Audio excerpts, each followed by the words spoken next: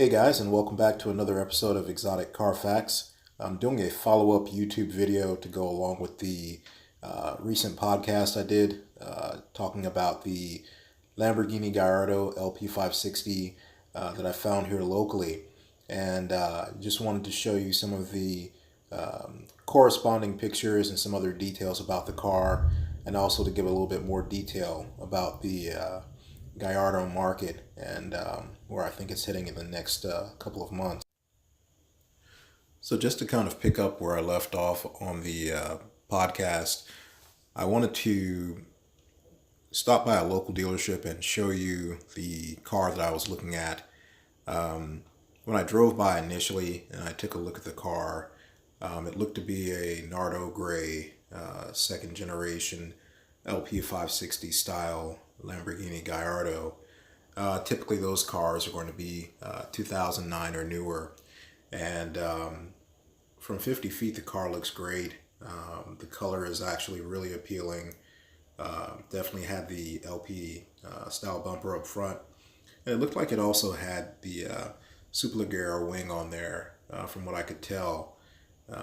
Couldn't tell if the car was modified or not until I actually got up close and looked at the car and looked at some of the other details. But just driving by the car, it looked to fit the bill. Had some carbon fiber bits that I could tell just from walking around the car.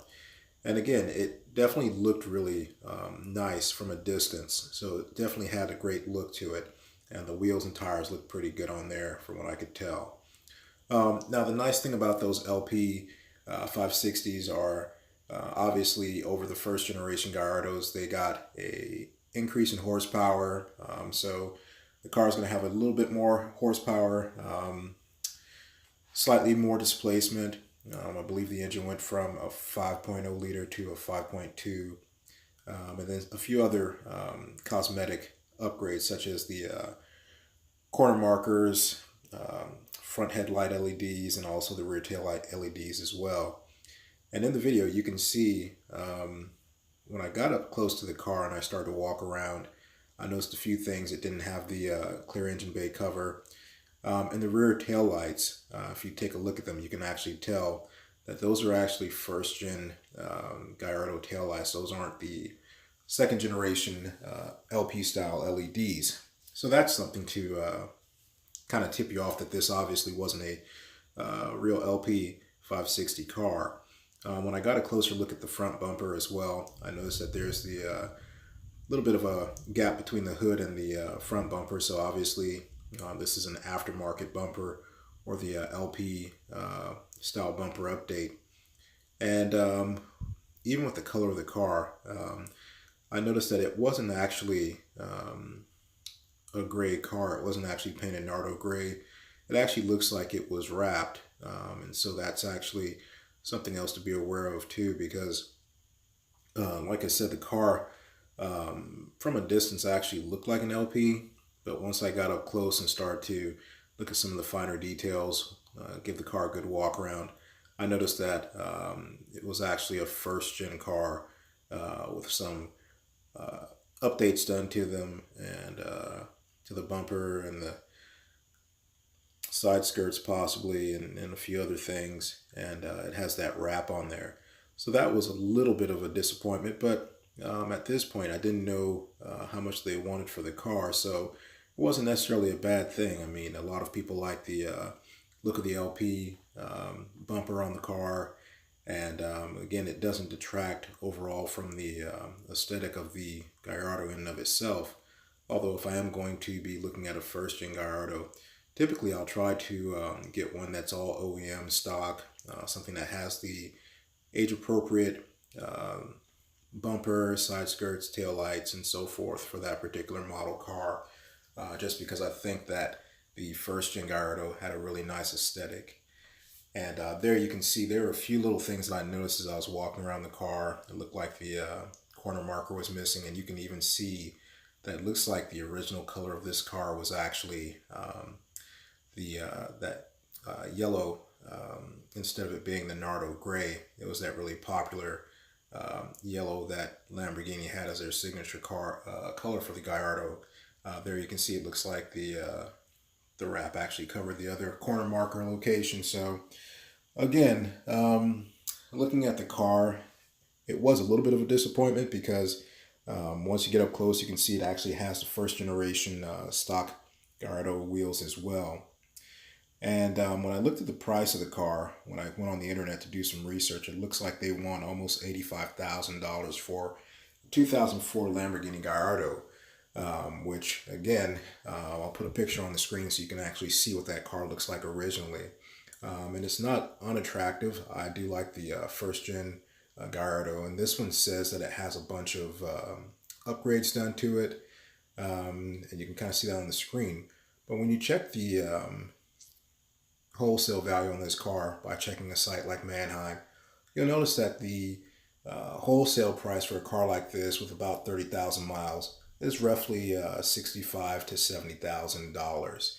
And so this car, with the condition that it's currently in, retailing it for roughly $85,000 puts it at anywhere from $20,000 to $15,000 to $20,000 above wholesale price, which again, depending on the condition of the car, isn't necessarily where you'd want to be ideally if you're buying this car. I mean, again, you can find examples that have lower mileage. This one had about 31,000 miles on there, that are going to be retailing for somewhere between 70 to 75 in the kind of condition that this car is in. And again, you know, once I got up close and looked at the car, I wasn't overly impressed with the way that it was wrapped. Some of the other things that they did, I think they powder coated the original wheels. So little things like that, not necessarily detracting from the car, but again, I don't think that it necessarily adds that much value to the car that you'd be able to charge a premium for it. And just looking at the Carfax, when I did pull the Carfax on the car, it did have a clean Carfax. I think it had about 5 owners. No accidents reported, which was pretty amazing for a car of this age with that many owners and 30,000 miles. It is an E-gear, so I mean, again, it doesn't have that 6-speed manual gated shifter that everybody likes. So really no reason to pay a premium for this car. It didn't seem all that special. You know, when I looked at it up close and I kind of got up close and walked around the car and looked at a few details, you know, there are just a few things that, again, in my opinion, kind of detract overall from my desire to want this car. It doesn't look like it's been abused, but at the same time, it doesn't look like it's been well maintained either. And considering that this car is sitting outside on the corner of a kind of a local, I guess would be like a buy here, pay here type of car lot, I don't think that the car is necessarily in great condition, or that it's not really being showcased in a way that I think would command a premium price, especially not $85,000 for it. And again, you know, as I was walking around the car, you could see where either this just wasn't a really well done wrap, or you know, maybe over time, you know, it degraded. But you can see where in some of the gaps, especially where the bumper meets the body, that, you know, there's some deficits in the way that it was wrapped. Now I looked online, and just as a coincidence, I did see where there's a really super low 6-speed gated manual Gallardo. I think it's got about 5,000 or so miles on there, and this car is actually listed for about $105,000. So when you look at that and you compare that to the car that we just looked at, I mean, again, a car with you know, almost 25,000 miles less is going for right around $100,000, and it does have that gated 6-speed manual, and it looks to be all original. So a car like that, in my opinion, would be much more desirable. I mean, a price point on that, I could definitely see myself paying anywhere from, say, 90 up to about 100,000 for that car, depending on the overall condition, and, you know, if it passed a PPI, because it does have that 6-speed gated manual. If it's actually got original 5,000 miles on there and no accidents like it says in the listing, I mean, that car is definitely a collector quality car, because you're not going to find cars like that every day. So yeah, just getting back to the car I looked at. Again, my target price for that would be somewhere between say 70 to 75 max.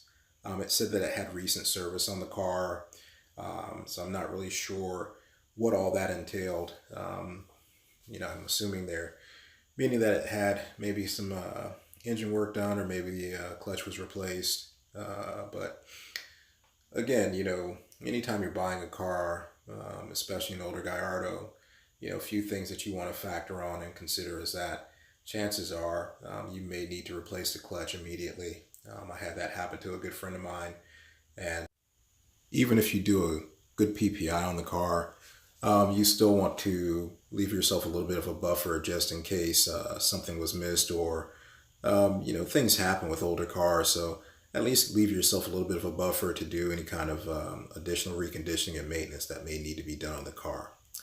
All right. Well, that's it for today's episode. Like, share, and subscribe, and I'll talk to you again soon.